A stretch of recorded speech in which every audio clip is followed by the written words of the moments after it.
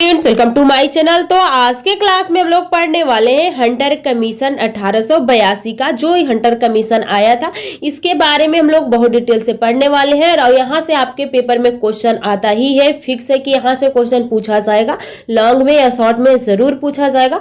तो चलिए हम लोग अपनी क्लास को स्टार्ट करते हैं। तो यहाँ पे हम लोग देखेंगे कि हंटर आयोग क्या था, इसका कार्य क्या था, हंटर आयोग लाना यानी हंटर आयोग की सिफारिश क्या थी, कितना क्यों ये इतना महत्वपूर्ण है।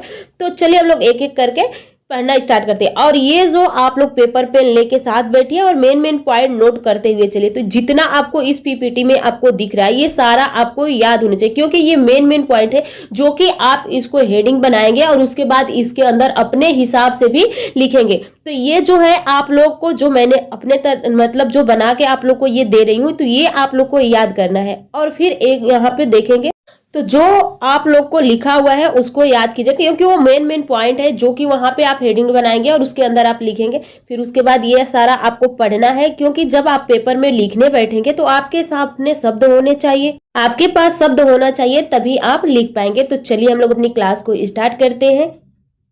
तो चलिए इसमें हम लोग देख लेते हैं कि क्या क्या इंपॉर्टेंट है और इसमें हम लोग क्या क्या पढ़ने वाले हैं। तो सबसे पहले हम लोग पृष्ठभूमि और उसका मुख्य उद्देश्य पढ़ने वाले हैं। बैकग्राउंड एंड ऑब्जेक्टिव क्या है जो हंटर आयोग आया हुआ था। तो ये आप देख सकते हैं कि यहाँ पे 1854 से 1882 में, ये 1854 की नीतियों पे लागू हुआ 1882 में। ये आयोग का मुख्य लक्ष्य शिक्षा में नई खोज करना नहीं था। यानी इसका क्या लक्ष्य था, जो आप लोग का हंटर आयोग आया था इसका मुख्य लक्ष्य क्या था। तो आयोग का मुख्य लक्ष्य शिक्षा में नई खोज करने का नहीं था। उद्देश्य इसकी क्या थी, पुरानी नीतियों का मूल्यांकन और सुधार करना। यानी जो नीतियां जैसे बोर्ड की घोषणा पत्र आया था उसमें क्या कमी रह गई थी उसको सुधार करने के लिए हंटर कमीशन यानी हंटर आयोग का गठन हुआ। यहाँ पे आप देख सकते हैं विशेष रूप से बोर्ड के घोषणा पत्र सन 1854 को परिवर्तित व संशोधन करना था। तो ये आप लोग को याद हो, इतनी पॉइंट आपको याद होनी चाहिए, बिल्कुल आपके जुबान पे होनी चाहिए। तो देखिए सबसे पहले इसकी पृष्ठभूमि और उद्देश्य बनाएंगे, उसके बाद इसका मुख्य उद्देश्य क्या नहीं था, ये शिक्षा में सुधार करने का यानी खोज करने का मुख्य उद्देश्य इसका नहीं था।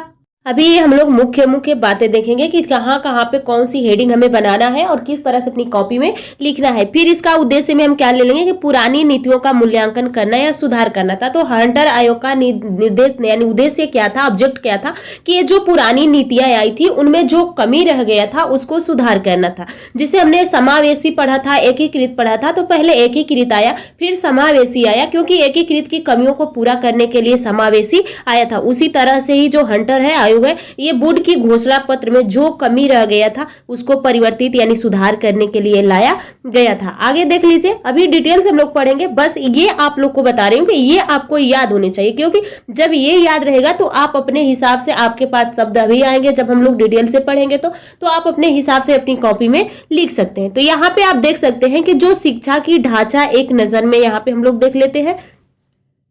तो देसी शिक्षा थी यानी इंडिजीनियस यहाँ पे थी, उसके बाद प्राथमिक प्राइमरी थी, फिर सेकेंडरी थी, उसके बाद हायर थी। तो यानी यहाँ पे आप देख सकते हैं पहले देसी शिक्षा आई और प्राथमिक शिक्षा ये सरकार का पूर्ण संरक्षण था। उसके बाद सेकेंडरी आया, फिर हायर आया, ये निजीकरण व सरकार की वापसी थी। यहाँ पे देख सकते हैं। तो ये याद होना चाहिए देसी शिक्षा क्या है। अभी आगे हम लोग देखेंगे प्राथमिक शिक्षा, माध्यमिक शिक्षा और उच्च शिक्षा थी। तो ये सरकार के नियंत्रण में यानी गवर्नमेंट कंट्रोल में ये थे। आगे देखिए, इसमें आगे हम देख सकते हैं कि देसी शिक्षा क्या थी। तो थोड़ा सा यहाँ पे देखिए, उसके बाद हम लोग डिटेल में देखने ही वाले हैं।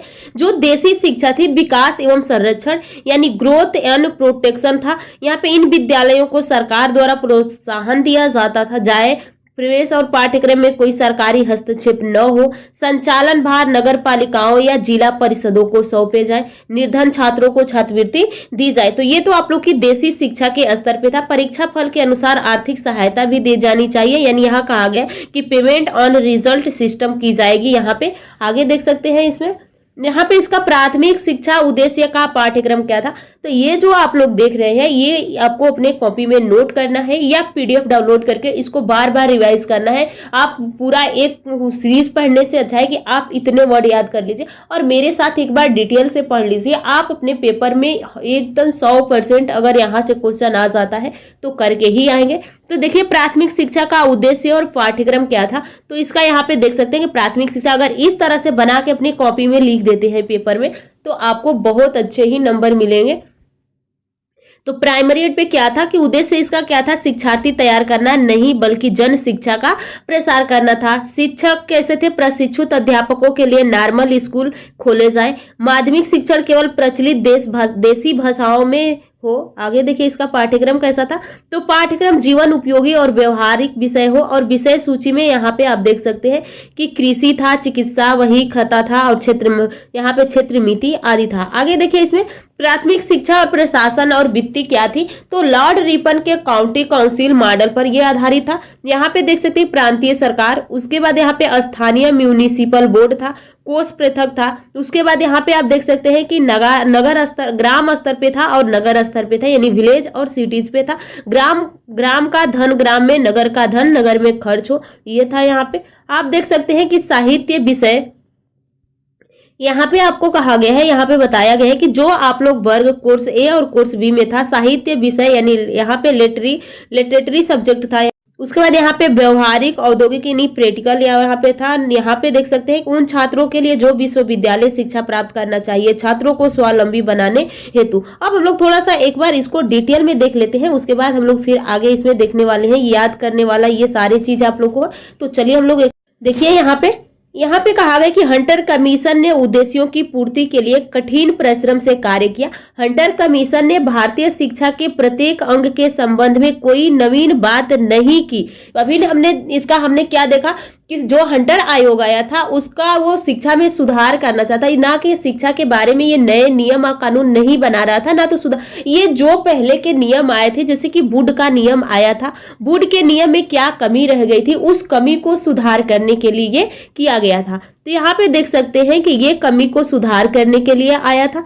यहाँ पे हंटर कमीशन ने भारतीय शिक्षा के प्रत्येक अंग के संबंध में कोई नवीन बात नहीं कही, अपितु वुड के घोषणा पत्र सन 1854 के परिवर्तित और संशोधन कर प्रस्तुत किया था। तो यहाँ पे आपको याद होना चाहिए कि जो हंटर आयोग था किसके सुधार के, यानी किसमें सुधार करने के लिए आया था, तो जो वुड का घोषणा पत्र। अब वुड का घोषणा पत्र कब आया था, तो ये 1854 ईस्वी में आया था। अब इसमें हम लोग देसी शिक्षा देख लेते हैं कि देसी शिक्षा क्या थी।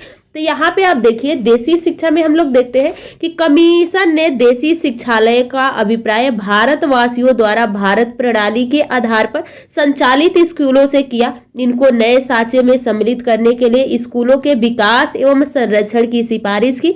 अंततः काल की बाधाओं और कठिनाइयों का सामना करते हुए भी देसी स्कूल आज तक जीवित है। यह उनकी सजीवता तथा सर्वप्रियता का द्योतक है। कमीशन ने कहा कि देसी स्कूल को यदि सरकार सुझावों के अनुसार स्वीकार कर लेती है तथा सहायता देती है तो अवश्य ही उनके शिक्षण प्रणाली में सुधार की आशा की जा सकती है। आगे देखिए इसमें, और इस प्रकार के सरकार द्वारा संचालित राष्ट्रीय शिक्षा में कोई महत्वपूर्ण स्थान की पूर्ति कर सकते हैं। यहाँ पे देख सकते हैं कि देसी स्कूल के महत्व और स्वीकार करते हुए कमीशन ने निम्नलिखित सुझाव दिए थे। तो कौन कौन से सुझाव है, जब आप पढ़ लेंगे आपके पास वर्ड होने चाहिए, यानी आपके पास क्या होने चाहिए, पेपर में लिखने के लिए शब्द होने चाहिए। अब यहाँ पे आप अगर हेडिंग डालते हैं कि देसी यहाँ पे शिक्षा, अब देसी शिक्षा में आप अपने हिसाब से ही भी लिख सकते हैं। देखिए कभी भी आप बीएड की कॉपी आप रट के नहीं लिख सकते हैं, ना तो आप रट के लिख सकते हैं, कितना क्वेश्चन आप रटेंगे, नहीं रट पाएंगे। तो इसलिए आप समझिए। अब हंटर के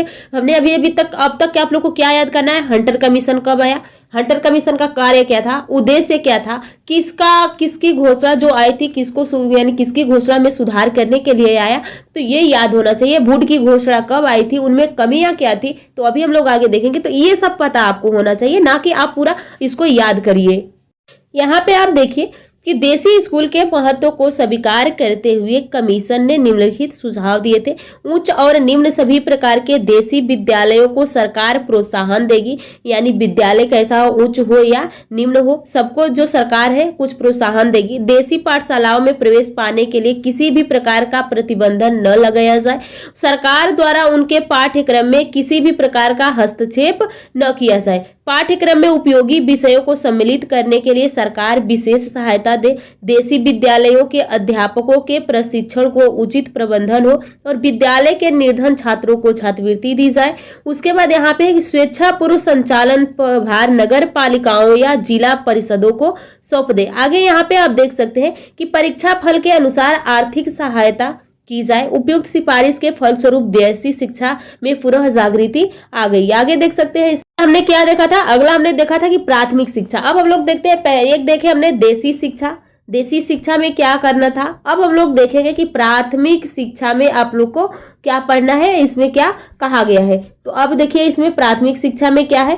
प्राथमिक शिक्षा में प्राथमिक शिक्षा के विषय में कमीशन ने सबसे अधिक रुचि दिखलाई। उसकी जांच का प्रमुख विषय ही यही था कि अतः उन्होंने निर्भीक होकर स्वीकार किया कि जब शिक्षा के प्रत्येक विभाग में राजकीय संरक्षण का औचित्य स्वीकार किया जा सकता है तो जन समूह की शिक्षा, इसकी उपलब्धि, प्रसार तथा उन्नति तो शिक्षा प्रणाली का वह भाग है जिसके लिए सरकार के अथक प्रयास भूतकाल की अपेक्षा एक बृहत्तर पैमाने पर प्रारंभ किए जाने चाहिए। तो यहाँ पे देख सकते हैं कि जो हंटर कमीशन ने प्राथमिक शिक्षा की नीति के संबंध में निम्न सुझाव दिया। तो ये जो हंटर आयोग था, ये कमीशन था, ये क्या क्या सुझाव दिया यहाँ पे। पहला, इसका उद्देश्य विद्यार्थी तैयार करना न होकर जन शिक्षा का प्रसार होना चाहिए। ऐसा नहीं है कि आप विद्यार्थी को तैयार करें, ऐसा आप बच्चों को पढ़ाइए, ऐसी बच्चों को शिक्षा दीजिए कि जो जन शिक्षा का प्रसार पूरे देश में हो। अगला है प्राथमिक शिक्षा का व्यवहारिक बनाया जाए, पाठ्य विषय में छात्रों को आत्मनिर्भर बनाने वाला विषय हो।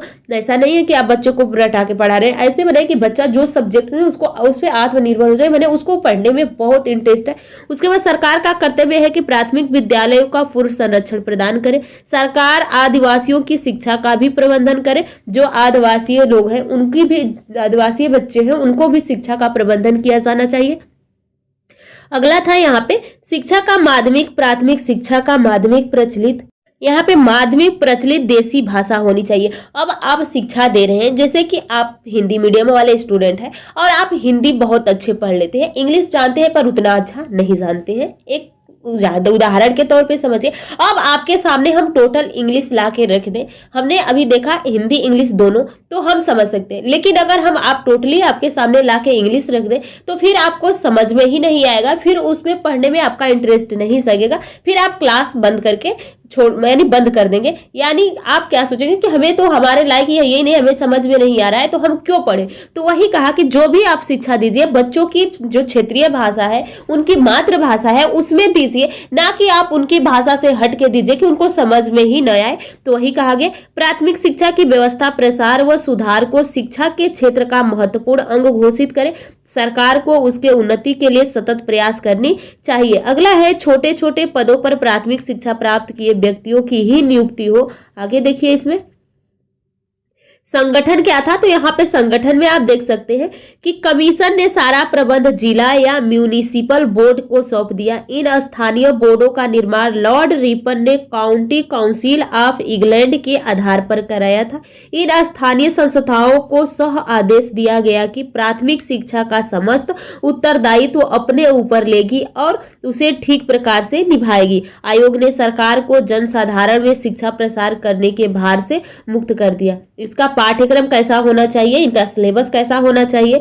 तो पाठ्यक्रम के संबंध में प्रत्येक प्रांत को अपनी सुविधा अनुसार पाठ्य विषय निर्धारित करने की छूट दे दी गई और भौतिक विज्ञान, कृषि, चिकित्सा, वही खाता, क्षेत्र नीति आदि कुछ जीवन उपयोगी विषयों को पाठ्यक्रम में सम्मिलित करने की सिफारिश की गई थी। हमने अभी इससे पहले पाठ्यक्रम सिलेबस के बारे में हमने बहुत शॉर्ट में देखा, अब उसको आप अपने कॉपी में नोट कीजिएगा, उसको याद कीजिए। अब इतना पढ़ने से अच्छा कि आप उसमें मेन पॉइंट याद कर लेते हैं तो फिर अपने हिसाब से आप उसको लिख लेंगे। आगे देखिए इसमें आर्थिक व्यवस्था से संबंधित सुझाव क्या थे। तो यहाँ पे स्थानीय संस्थाओं को प्राथमिक शिक्षा के लिए एक निश्चित धनराशि अलग रख लेनी चाहिए। प्रांतीय सरकार को इस दिशा में सहायता देनी चाहिए। प्राथमिक विद्यालयों में कोष पृथक कर दिए जाएं जिससे ग्रामों में व्यय होने वाला धन ग्राम में ही खर्च हो। जैसे कि ग्राम का व्यय यानी ग्राम के जो पैसे हैं ग्राम में ही खर्च किए जाएं और जो शहर के पैसे हैं शहर में ही खर्च किए जाएं। तो वही कहा गया है ग्राम में ही खर्च हो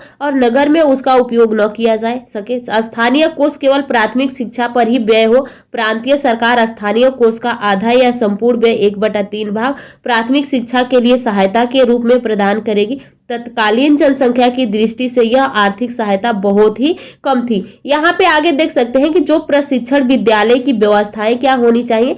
तो यहाँ पे विद्यालय के शिक्षण स्तर की उन्नति के लिए प्रशिक्षित अध्यापकों की कमी है। नॉर्मल स्कूल खोलने का सुझाव देते हुए निम्न मत व्यक्त किए गए हैं। प्रत्येक विद्यालय निरीक्षक के क्षेत्र में कम से कम एक निर्मित स्कूल की व्यवस्था आवश्यक हो। प्रत्येक विद्यालय निरीक्षक अपने अधीनस्थ प्रशिक्षण विद्यालयों के कार्य में रुचि ले और उनके कुशल संचालन की व्यवस्था करें। प्राथमिक विद्यालयों के लिए निश्चित व स्वीकृत धनराशि में से प्रारंभिक विद्यालयों के निरीक्षण व नॉर्मल स्कूलों की स्थापना पर ध्यान दिया जाना चाहिए। तो ये देखिए, आप जब भी बीएड की कॉपी लिखने चलते हैं तो आपको क्या याद होना चाहिए, मेन पॉइंट और हेडिंग्स याद। हेडिंग्स तो सारी याद होनी चाहिए, क्योंकि जब आपके पास हेडिंग्स रहेगी तो उस हिसाब से अपनी कॉपी आप लिख सकते हैं। तो अब हम लोग देखने वाले हैं माध्यमिक शिक्षा। अगर आप बीएड की कॉपी लिखना चाहते हैं बहुत अच्छे तरीके से तो आप सर्च कीजिएगा JLB एकेडमी बीएड की कॉपी कैसे लिखे। आपके सामने एक वीडियो आएगा, वो उसमें बहुत डिटेल से बताया गया है कि किस तरह से आपको अपनी कॉपी लिखना है और क्या याद करके आपको पेपर में जाना है। तो आप लोग उस वीडियो को एक बार जरूर देख लीजिएगा। चलिए हम लोग आगे देखते हैं कि माध्यमिक शिक्षा पे किस किस चीज का जरूरत होती है। तो माध्यमिक शिक्षा की ओर प्राथमिक शिक्षा की अपेक्षा कम ध्यान दिया गया। उसके गुण तथा दोष को दूर करने के लिए निम्न सुझाव दिए गए हैं। आगे यहाँ पे देख सकते हैं। तो यहाँ पे आप देख सकते हैं, विद्यालयों को सरकार की ओर से सहायता अनुदान दिए जाने चाहिए। प्रत्येक जिले में एक से अधिक राजकीय विद्यालय न खोला जाए। विद्यालय के भवन निर्माण, विज्ञान सामग्री, पुस्तकालय तथा फर्नीचर आदि के लिए सरकार द्वारा आर्थिक अनुदान दिए जाए। सरकारी स्कूलों को धीरे धीरे प्राइवेट स्कूलों में परिवर्तित कर दिया जाए। आगे देखिए, देश के किसी भाग में अंग्रेजी स्कूल को खोलने की आवश्यकता ज्ञात होने पर सहायता अनुदान प्रणाली के आधार पर खोला जाए। माध्यमिक शिक्षा का भार सरकार को अपने हाथों में न लेकर सुयोग्य भारतीयों के हाथों में सौंप देनी चाहिए। बालकों को एक कक्षा से दूसरी कक्षा में तरक्की के लिए विद्यालय के अधिकारियों को पूरा अधिकार दे दिया जाए। यहाँ का सिलेबस कैसा होना चाहिए, तो इसमें भी तो सिलेबस था। हमने जैसे कि प्राथमिक स्तर पर सिलेबस देखा, अब माध्यमिक स्तर पर सिलेबस देखेंगे, फिर उच्च स्तर पर सिलेबस देखेंगे। तो देखिए यहाँ पे जो कि आपको प्राइमरी माध्यमिक स्तर पे सिलेबस कैसा था, तो कमीशन के अनुसार हाई स्कूल के पाठ्यक्रम को 2 भागों में विभाजित किया गया, अ वर्ग और ब वर्ग। यहाँ पे अ वर्ग में उन छात्रों के लिए जो विश्वविद्यालय शिक्षा के प्रति उत्सुक हो और उच्च शिक्षा प्राप्त करना चाहते हो।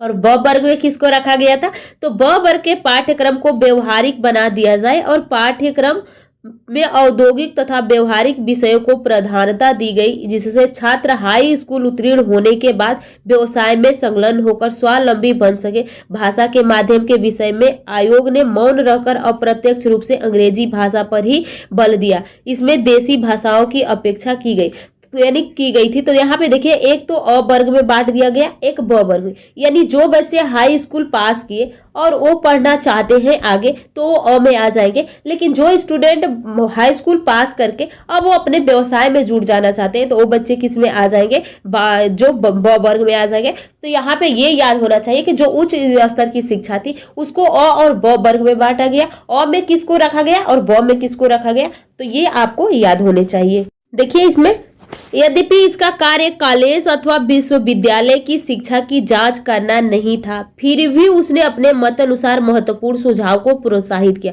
उसने घोषित किया कि सरकार को शीघ्र ही उच्च शिक्षा उत्तरदायित्व से मुक्त हो जाना चाहिए। प्रत्येक कॉलेज को सहायता देने में सहायता दर, शिक्षकों की संख्या, कॉलेज संचालन व्यय का परिणाम, कॉलेज का कार्य क्षमता तथा उस स्थान की आवश्यकताओं को ध्यान रखना चाहिए। बिना फीस पढ़ने वाले विद्यार्थियों की संख्या नियत कर दी गई। आगे देखिए, विश्वविद्यालय की शिक्षा समाप्त करने पर छात्रों को रोजगार की सुविधा देना सरकार का प्रमुख कर्तव्य है। यानी जब जो स्टूडेंट है पढ़ के वो शिक्षा प्राप्त कर ली है तो ये कर्तव्य सरकार का है कि सरकार उसको रोजगार दे। यांत्रिक उद्योग की शिक्षा प्रदान करने के लिए छात्रों को छात्रवृत्ति प्रदान करके यूरोप भेजा जाए। यहाँ पे देख सकते हैं प्रधानाध्यापक अथवा अन्य किसी शिक्षक के द्वारा नैतिक उपदेशों की व्याख्यानमाला जारी करने का सुझाव भी कमीशन ने रखा और मानव धर्म के मूलभूत सिद्धांत तथा प्रकृति धर्म पर आधारित पाठ्य पुस्तक की रचना का आदेश भी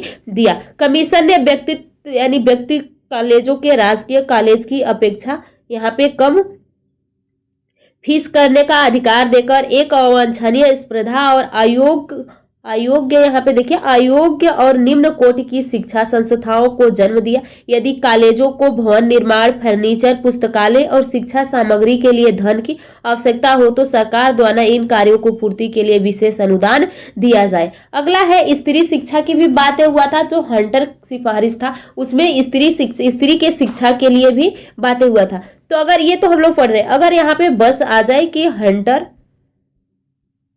हंटर आयोग के अनुसार स्त्री शिक्षा पे क्या क्या प्रस्ताव रखे गए थे, तो अब वहां पे आपको ये पता होना चाहिए, तभी आप अपनी कॉपी में लिख पाएंगे। तो देखिए यहाँ पे स्त्री शिक्षा में क्या कहा गया। इसमें कहा गया कि कमीशन ने उल्लेख किया कि यह स्पष्ट है कि स्त्री शिक्षा अभी तक अविकसित रूप से है। इस कारण यह आवश्यक है कि जहां तक संभव हो स्त्री शिक्षा का पालन पोषण किया जाए।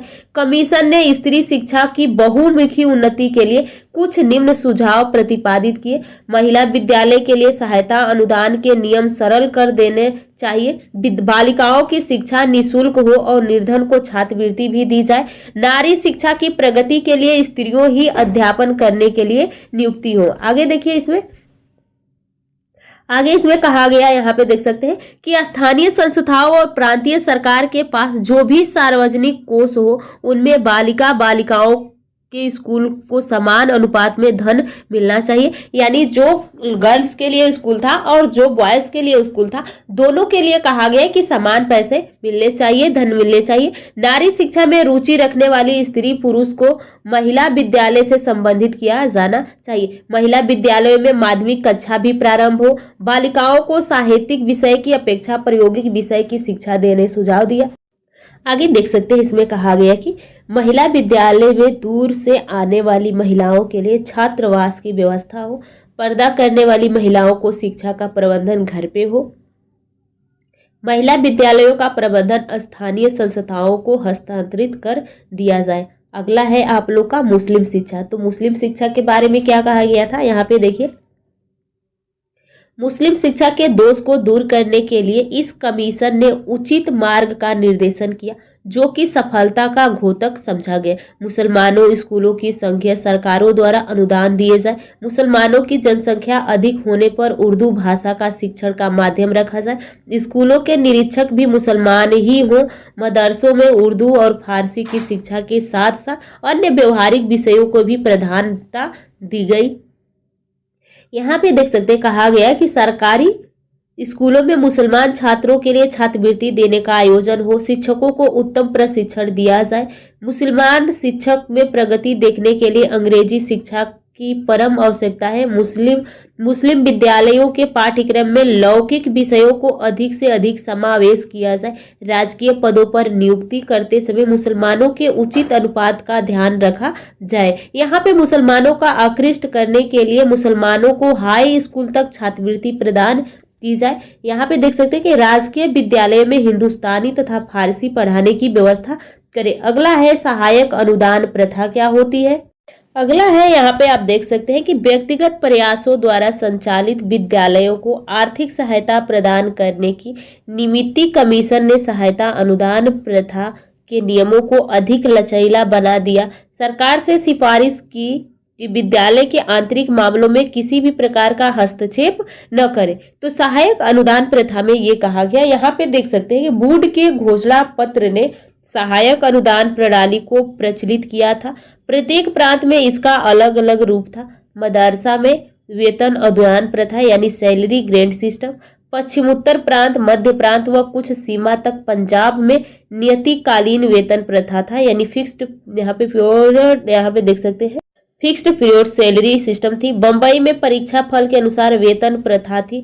यहाँ पे आप देख सकते हैं कि पेमेंट बाय रिजल्ट सिस्टम आदि प्रणाली प्रचलित थी। इन सभी का मूल्यांकन कर अपने मत प्रतिपादित किए थे। आगे इसमें देखिए कि प्रांत विद्यालय की आवश्यकता तथा परिस्थिति के अनुसार सहायता अनुदान संबंधित नियमों से संशोधन या परिवर्तन किए जाए। आगे है यहाँ पे सहायता अनुदान के नियमों को हिंदी में अनुवाद करवाकर उनकी प्रतियों सहायता प्राप्त विद्यालय में प्रबंधकों के पास भेजी जाए। अत्यधिक पिछड़े हुए क्षेत्रों के विद्यालय पर विशेष रूप से ध्यान दिया जाए। कम आय के साधने वाले विद्यालयों को अधिक सहायता प्रदान की जाए। भवन निर्माण, फर्नीचर, प्रयोगशाला, पुस्तकालय, शिक्षण सामग्री आदि के संबंध में सहायक अनुदान के नियम को निश्चित कर दिया जाए। माध्यमिक शिक्षा के लिए परीक्षा फल के अनुसार वेतन प्रणाली का कि देखिए इसमें अगला क्या है, अगला कहा गया है कि सरकार द्वारा वितरित की गई छात्रवृत्ति सरकारी तथा गैर सरकारी स्कूलों को समान रूप से प्रदान की जाए।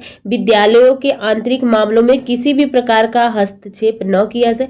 सहायक अनुदान के नियमों को अनुवादित कराकर स्कूल के मैनेजरों के पास सूचना भेज दिया जाए। अन्य प्रणालियों को अपनाने की प्रत्येक प्रांत को स्वतंत्रता प्रदान कर दी गई। आगे देख सकते हैं इस कमीशन ने स्कूलों के उत्थान को भरकर प्रयास किया। आयोग को उदार सिफारिश के परिणाम स्वरूप अनेक व्यक्तिगत संस्थाओं का उदय हुआ। इस आयोग से जितना माध्यमिक विद्यालयों को लाभ हुआ उतना प्राथमिक विद्यालयों को नहीं हुआ था। आगे देख सकते हैं अगला है इसमें शिक्षा का भारतीयकरण तथा सरकार का शिक्षा क्षेत्र में पलायन क्या था। आगे है इसमें अगला कहा गया है कि बोर्ड का घोषणा पत्रों में इस बात का संकेत किया था कि सहायता अनुदान के कारण शिक्षा कार्य व्यक्तिगत प्रयासों एवं संस्थाओं द्वारा चलाया जा सकेगा और सरकार इस क्षेत्र में से अपने को दूर कर लेगी, परंतु ऐसा संभव न हो सका। आयोग से दो बातों पर सुझाव देने के लिए कहा गया था। तो प्रथम क्या था, क्या सरकार को शिक्षा से संबंध अलग कर लेना चाहिए, और दूसरा था कि उक्त उद्देश्य की पूर्ति के लिए सरकार क्या करे। कमीशन ने सरकार को इस क्षेत्र से अलग हो जाने की सलाह दी क्योंकि सरकार के पास धन का अभाव है। राजकीय विद्यालयों में बहुत धन व्यय होगा और स्थानीय विद्यालयों को अनुदान के रूप में प्रदान कर दिया जाए। अगला था इसका सुझाव क्या था, तो राजकीय विद्यालयों का विस्तार बंद कर दिया गया। यदि कोई संस्था किसी विद्यालय का भार लेना चाहे तो सरकार को दे देनी चाहिए। प्राथमिक शिक्षा का भार पूर्ण रूप से स्थानीय संस्थाओं, जिला परिषदों तथा नगर महापालिकाओं को सौंप दी जाए। अगला है उच्च और माध्यमिक शिक्षण संस्थाओं को प्रांतीय शिक्षा आयोग के अंतर्गत सार्वजनिक अथवा व्यक्तिगत संस्थाओं को सौंप दिया जाए। हरिजनों और पिछड़े जातियों की शिक्षा कैसी थी, तो यहाँ पे आप देख सकते हैं यानी जो हंटर सिफारिश आया था इसमें हर कैटेगरी के लोगों के लिए शिक्षा के लिए सिफारिश किया गया था। तो इसमें आप देख सकते हैं कि कमीशन ने सामाजिकता पर विचार करते हुए इस संबंध में निम्न सुझाव दिए। हरिजनों अथवा पिछड़ी जाति के लोगों को राजकीय विद्यालयों में बिना रोक टोक के प्रवेश दिया जाए। अगर कहीं पर किन्हीं स्थानीय संस्थाओं में उनके प्रवेश पर आपत्ति की जाए तो तत्काल अलग शिक्षा की व्यवस्था की जाए। जाति भेदभाव की समस्याओं को बुद्धिमानी से हल किया जाए। अगला है पिछड़ी जातियों एवं आदिवासियों की शिक्षा कैसी होनी चाहिए, तो इनकी शिक्षा के लिए निम्नलिखित सुझाव दिए गए। अलग विद्यालय खोले जाए, व्यक्तिगत प्रयासों को इस क्षेत्र में विशेष सुविधा दी जाए, शिक्षा निःशुल्क दी जाए। आगे देखिए इसमें अगला है मातृभाषा ही इनकी शिक्षा का माध्यम हो। तो अभी भी देखते हैं कि जब यहाँ पे आप लोग का एनसीएफ 2005 या आरटीए 2009 का कहना क्या है कि जब बच्चा 1 से 5 तक पढ़ रहा है तो उसके मातृभाषा में ही उसको शिक्षा देनी चाहिए, यानी उसके मदर टंग में ही उसको भाषा देनी चाहिए। तो वही कहा गया है। यहाँ पे आप देख सकते हैं ईसाई, यहाँ पे कहा गया है उसी जाति के अध्यापक नियुक्ति किए जाए, इन्हीं ऐसी शिक्षा दी जाए जिसे पड़ोसी सभ्य जातियों से यह संबंध बना सके। अगला है ईसाई प्रचारकों का महत्व में कमी क्या थी, तो यहाँ पे देखिए ईसाई प्रचारकों के आंदोलन के फलस्वरूप भी हंटर कमीशन की आवश्यकता समझी गई। ईसाई प्रचारक धर्म प्रचार के लिए उच्च प्राथमिक शिक्षण संस्था अपने पास रखना चाहते थे, परंतु कमीशन ने उनकी मांगों को ठुकराकर उनके महत्व में कमी उत्पन्न कर दी। ईसाइयों को हिंदी शिक्षण संस्था हस्तांतरित करने से रोक लगा दी गई। धार्मिक शिक्षा क्या है, तो यहाँ पे देख सकते हैं ईसाई धर्म प्रचारक इस बात का प्रयास कर रहे थे कि यहाँ पे विद्यालयों में धार्मिक शिक्षा अनिवार्य कर दी जाए, साथ ही उन्हें बाइबिल की शिक्षा प्रदान करने की छूट दे दी जाए। इधर भारत में आर्य समाज एवं ब्रह्म समाज और धार्मिक संस्थाएं इनका विरोध कर रही थी और भारतीय धार्मिक ग्रंथ वेद और उपनिषदों के लिए अध्ययन पर बल दिया जा रहा था।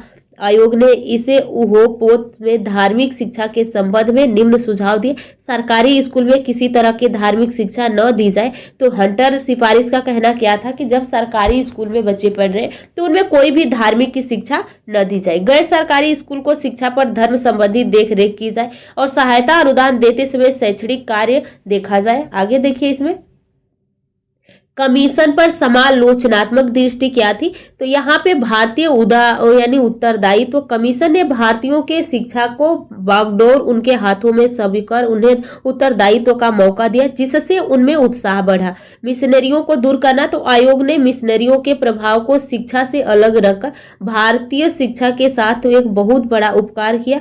धर्मनिरपेक्ष शिक्षा कमीशन का एक महत्वपूर्ण कार्य शिक्षा में धर्मनिरपेक्ष की सिफारिश की है, क्योंकि आपसी संघर्ष से बचने के लिए अनिवार्य था। अगला आप देख सकते हैं कि औद्योगिक शिक्षा का समावेश क्या था।